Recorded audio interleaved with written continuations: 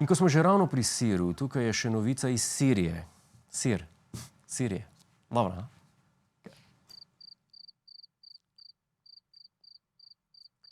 Na tamkajšnjem kvalifikacijskem turnirju v namiznem tenisu je prišlo do prvovrstne senzacije, saj je izkušeno 42-letno tekmovalko premagala 11-letnica in se uvrstila na olimpijske igre. Mlada športnica sedaj samo upa, da bodo tekme v Tokiu igrane pred 9. uro zvečer, ker mora takrat biti že v postli. Športna novica pa prihaja tudi iz ameriške Floride, kjer so okronali novo zmagovalko v rokoborbi z aligatorjem. Če si je zmago zaslužila, lahko preverite sami.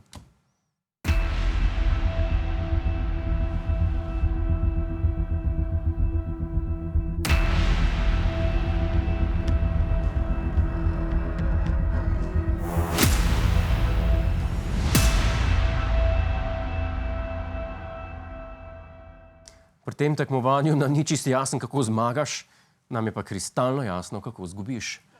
Za konec oddaje pa še v Veliko Britanijo, iz tam namreč prihaja posnetek izpred nekaj let, ki je te dni ponovno zaokrožil na spletu.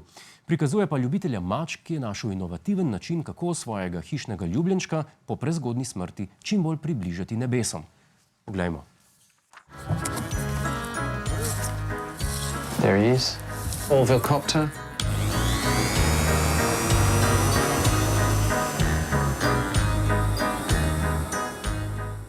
Čeprav so etična mnenja deljena, spreminjanje pokojnih kosmatincev v drone ni nelegalno početje.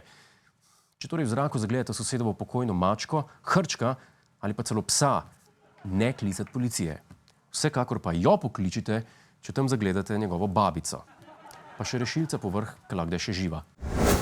Hej, to je naš YouTube kanal, klikni na ta gumb in se naroči, da boš na tekočem. Polajkaj pa nas tudi na Facebooku in na Twitterju, pa na ulici, pa na kakšnem javnem WC-ju.